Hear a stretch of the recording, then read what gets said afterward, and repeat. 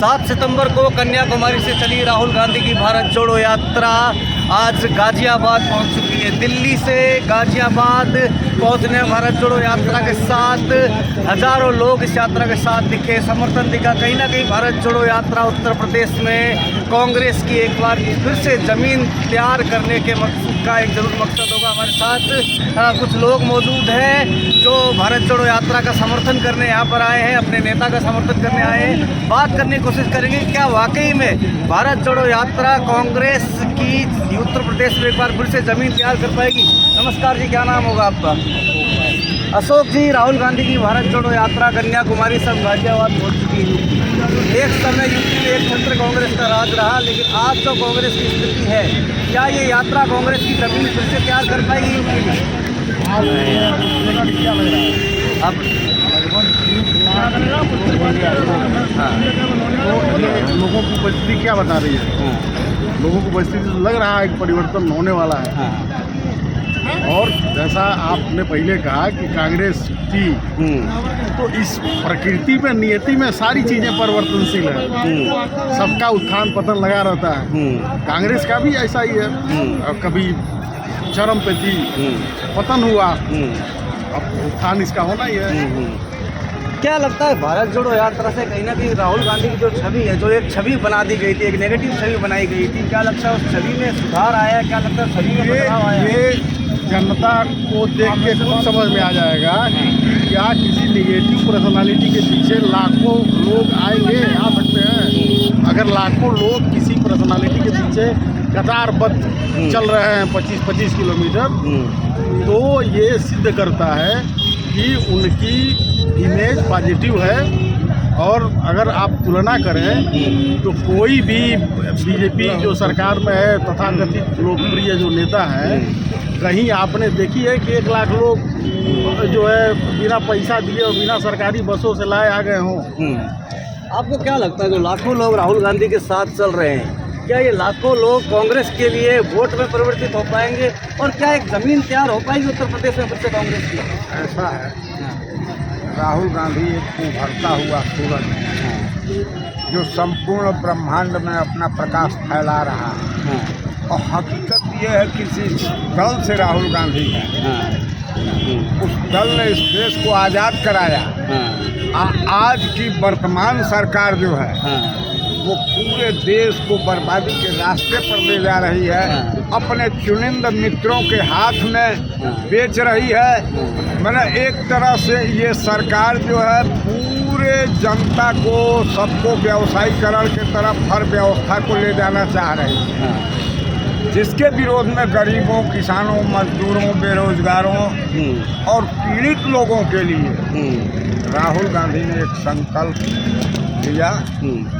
इसलिए कि ये आस्थाओं और धार्मिक बिंदुओं को पकड़ लिया है। हिंदुस्तान एक धार्मिक देश है, एक आस्थाओं का देश है, जहाँ देवी देवताओं और धार्मिक लोगों के तरफ लोगों का रुझान रहता है।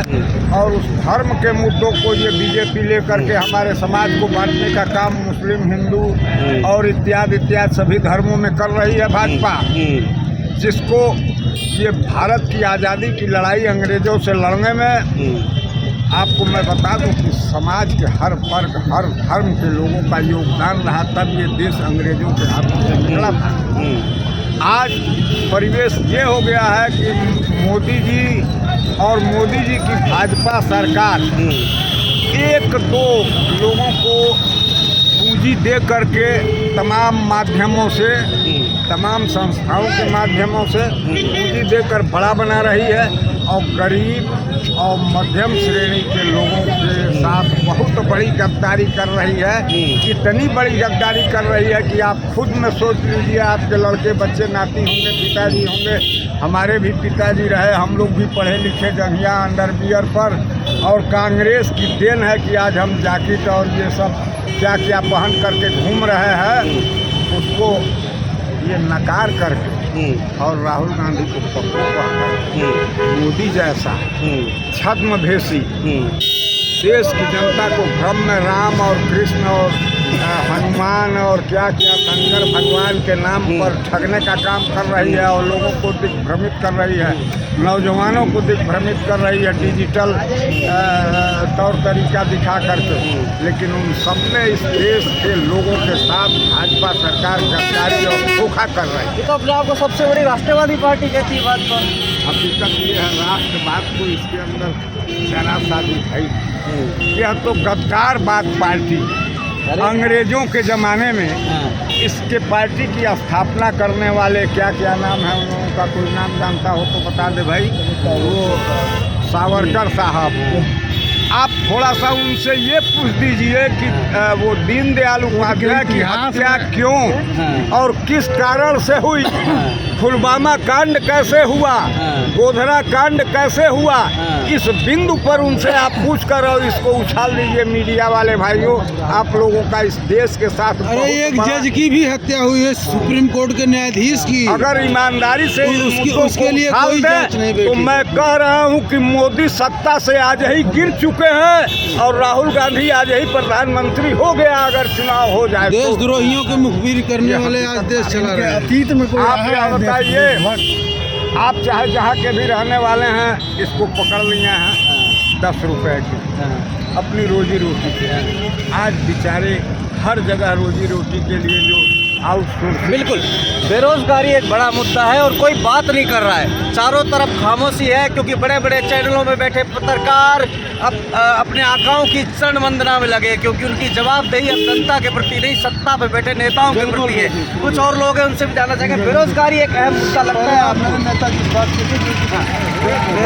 बेरोजगारी नेताजी की बात नहीं है, ये एक अहम मुद्दा है, इसलिए मैं आपसे बात करना चाहता हूँ। राहुल गांधी बार बार कहते हैं कि बेरोजगारी देश में चरम सीमा पर है। क्या आपको लगता है बेरोजगारी इस वक्त एक अहम मुद्दा है? उतना ही अहम मुद्दा है जितना कि शरीर को चलाने के लिए ये जीव, नदी की शोभा बढ़ाने के लिए नदी में पानी, उतना ही मुद्दा है ये बेरोजगारी का। सृष्टि का प्रारब्ध और अंत इस रोजगार से, इस शरीर से नहीं है। 2 रुपये आएगा फिर हम खाएंगे, आप मीडिया वाले बन के सवाल पूछ पाएंगे। जब अन्न होगा पैसे होंगे। बेरोजगारी मुद्दा ऐसा है, इस धरती का इससे बड़ा मुद्दा कोई हो ही नहीं सकता।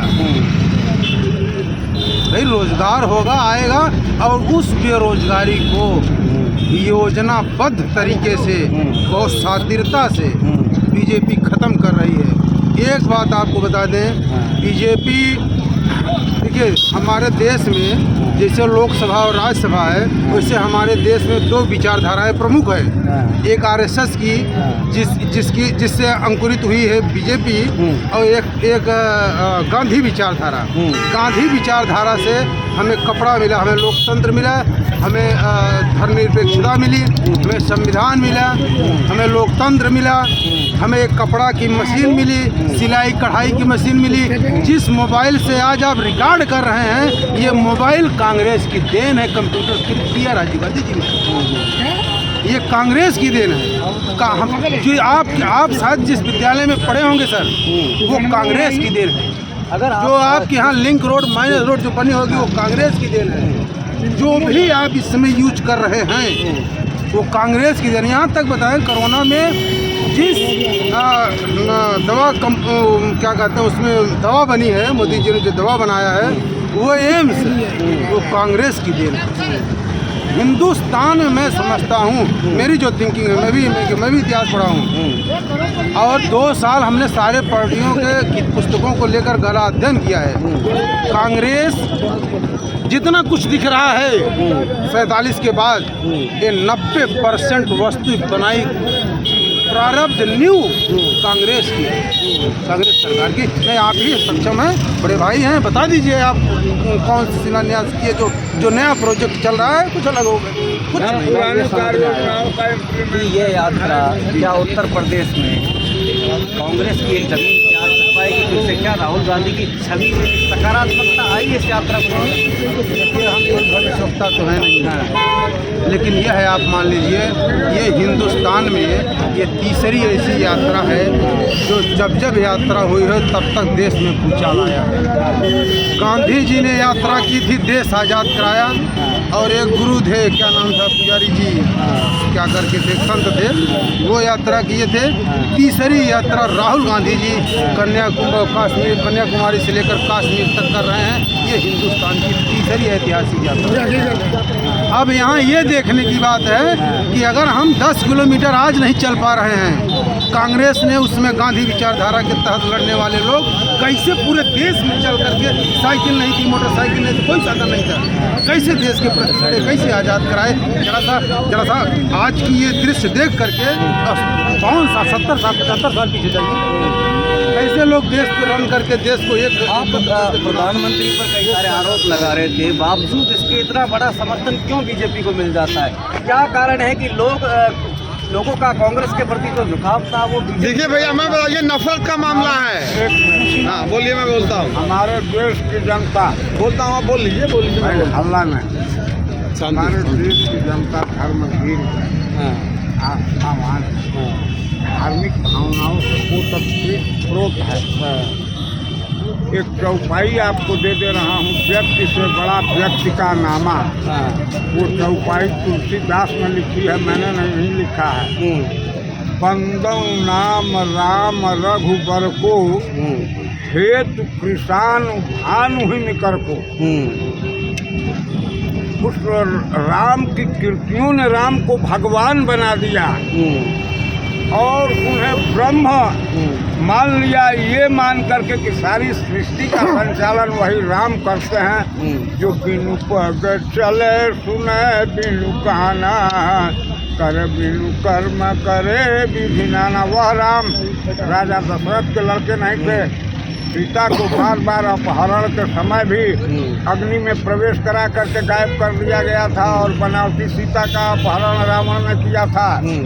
उसी तरह से यह एक बनावटी धर्म भेषी मोदी जो है, इस देश की जनता को धार्मिक भावनाओं को कुरेद कर राम कृष्ण और शंकर के तरफ दिखाकर मुझे गंगा माँ ने बुलाया है, कब बुलाया। एक बात, धर्म की आड़ में देश को फिर से गुलाम करना चाहते हैं। सीधी बात, मेरी बात, धर्म की आड़ में देश को फिर से गुलाम करना चाहते हैं बीजेपी। मैं बता दूं, एक टारगेट आज बंद हुआ, याद रखिएगा। होने वाला क्या है, यदि ये 24 में सरकार बनी, ये आज वही करेंगे जो कल एक सार्थकता के लिए हुआ था, उसका दुरुपयोग होगा।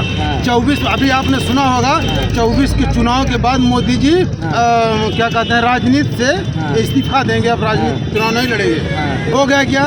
यही होगा। तो वो तो योगी बाबा को तैयार कर लिया है उन्होंने। अरे सुनिए यार, पहले होगा क्या, योगी बाबा चुनाव लड़ ही नहीं पाएंगे, योगी बाबा लड़ ही नहीं पाएंगे। हो गया क्या? 24 के बाद 25 में योजनाबद्ध होंगे, 26 में इमरजेंसी लागू होगी और दुनिया जितने सारे नेता हैं देश के सब जाएंगे अंदर और भारतीय संविधान को खत्म करके वही मनुस्मृति गिराएंगे। इसलिए भारतीय संविधान लागू नहीं होने दे रहे थे ये लोग और मनुस्मृति को अम्बेडकर जी जलाए थे, वही कसर निकालेंगे 24 के बाद में। इसको नोट करिए। गांधी लगातार बेरोजगारी के मुद्दे को उठा रहे हैं। आपको बता दूं एक आंकड़ा कि 2014 में चुनावों से पहले भारतीय जनता पार्टी ने वादा किया था कि वो 2 करोड़ नौकरियां हर साल देंगे। खैर 2 करोड़ नौकरियां तो नहीं आई, लेकिन जो नौकरियां थी, अनेकों लोग अपने जॉब छोड़ चुके हैं। बेरोजगारी ने 45 साल के रिकॉर्ड को तोड़ दिया, यानी 45 साल तक जितनी बेरोजगारी नहीं थी जितनी आज के वक्त है। और ये आंकड़े कोरोना से पहले आ चुके थे। सिर्फ यही नहीं, आपको हैरानी होगी जान के कि लोकसभा में वित्त मंत्री ने बताया कि 22 करोड़ लोगों ने भारत सरकार से नौकरियों के लिए आवेदन किए और भारत सरकार ने 7 लाख लोगों को नौकरी दी। 22 करोड़ के मुकाबले 7 लाख नौकरियां। कहने को हमारा देश युवा शक्ति और हमें गर्व है, लेकिन हकीकत ये है कि देश के युवा सड़कों पर धरना देने को, लाठियां खाने को और बेरोजगारी के तले दब चुके हैं। तो एक एग्जाम्पल देखिए, आपने नौकरी की बात कही ना, नौकरियां देने की। अब आइए नौकरियां लेने की बात। मैं एग्जाम्पल देता हूं आपसे। नौकरियां छोड़िए, लखनऊ स्टेशन पर 19,000 रुपये ग्रुप डी को सैलरी दी जा रही करंट टाइम। लेकिन जो ठेकेदार हैं वो प्रमोट करते हैं 19,000 कैश देते हैं और 10,000 ले करके 9,000 उन्हें कैश करते हैं। अभी करंट अभी 2 दिन पहले की बात है। वो आज मतलब लाइव आए थे लोग, उन्होंने बताया, खुद लोगों ने बताया कि 19,000 हमारा सैलरी होती है जो 10,000 ठेकेदार ले लेता है और 9,000 मुझे मिलता है, और ठेकेदार 10,000 लेके खुद गरम का मन नहीं करेगा भैया चपरासी, जब तक बाबूजी नहीं ऊपर से आएंगे। समझ रहे हैं आप? अब ये है नौकरियाँ देने की और लेने की बात 2 करोड़ नौकरी, जो आपने कहा कि नौकरी 2 करोड़ देने की बात। बेहद सर्द दिन है, सर्दी का मौसम है और आप लोग यहाँ पर अपने नेता का समर्थन करने के लिए यहाँ पर आए। क्या लगता है कि राष्ट्रीय स्तर पर राहुल गांधी एक प्रधानमंत्री के विकल्प के तौर पर आप देखते हैं उन्हें? विकल्प हो या ना हो, लेकिन हिंदुस्तान की मिसाल है। हाँ, बहुत बड़े मिसाल है राहुल गांधी, बहुत बड़ी मिसाल है। और जो आपने भी एक सवाल किया कि तोड़ने और मरोड़ने की, जो आज धर्म जाति के नाम पर लड़ा रही है बीजेपी, धर्म जाति को कह करके बिल्कुल लोगों को एक लोगों को तोड़ दिया है। हमसे आपकी धर्म की बात करती है, हम आप नज़र मिलाकर धर्म मेरा किधर जा रहा है उसे ढूंढ रहे हैं। नज़र मेरी धर्म को ढूंढ रही है और उनके 2 आदमी पहुंच करके और नमक पानी गर्म करके जड़ में डाल दे रहे हैं जहां हम नहीं देख पा रहे हैं। एग्जाम्पल के तौर पे हम आपसे बताएं कि ये जो यात्रा है, ये यात्रा जो आज धर्म को तोड़ा मड़ोड़ा जा रहा है, उस चीज़ को लेकर के राहुल गांधी का यह यात्रा एक और संदेश देता है कि आप हिंदू हो, मुस्लिम हो, सिख हो, ईसाई हो, चाहे जो भी आप हो, ये आपका मैटर है। लेकिन एक धर्म ऐसा है सर जिसमें हर धर्मों का समावेश है, जिसे हम नैतिक धर्म कहते हैं। नैतिक धर्म आपने भी पढ़ा होगा, नैतिक धर्म में हिंदुस्तान के सारे धर्म का समावेश है। नैतिकता हर किसी के अंदर होने चाहिए, हर कोई धर्म चाहता है। उसी नैतिक धर्म को जताने के लिए हम यह जन्म हुआ किस अर्थ हो समझो जिसमें यह व्यर्थ न हो, ये मैथिली क्षण की कविता है। इस कविता को याद करते हुए उसने जताया कि नैतिक धर्म ही कुछ है, इसलिए आपका भी कुछ धर्म है। स्वयं आप सोचिए कि मेरा क्या उजड़ा जा रहा है, उसे हम कैसे रोकेंगे, ये संदेश। आप देख सकते हैं इस वक्त मैं लोनी, गाजियाबाद के लोनी में खड़ा हूँ और जहाँ तक आपको नजर आएगी सड़कों में राहुल गांधी के पोस्टर बने खड़े हैं। अब से थोड़ी देर पहले राहुल गांधी यहाँ से भारत जोड़ो यात्रा उनकी निकली। हजारों समर्थक जिस तरह यूपी में उनके साथ, दिल्ली में उनके साथ थे, वैसे ही यूपी में इस यात्रा के साथ हजारों समर्थक देखे गए। बेहद सर्द मौसम है, ठंड बहुत तेज है, बावजूद इसके हजारों लोग राहुल गांधी के साथ दिल्ली से लगातार दिल्ली से इस यात्रा को कवर कर रहे हैं और एक बड़ा समर्थन राहुल गांधी के साथ है, एक बड़ा समर्थन भारत जोड़ो यात्रा के साथ है। मैं भूखा इंसान मर रहा है और झूठ बोला जा रहा है। मैं बनारस का रहने वाला हूँ और बहुत परेशान हूँ, क्योंकि बनारस की जो सनत है वो काफ़ी बद से बदतर भई जा रही है।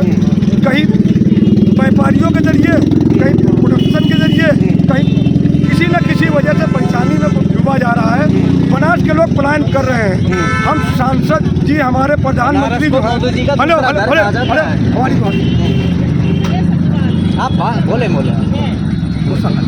नहीं, आप बोले ना, बोले मैं आपकी बात जानने आया हूँ, मैं आपकी बात जानने आया हूँ। बोलिए।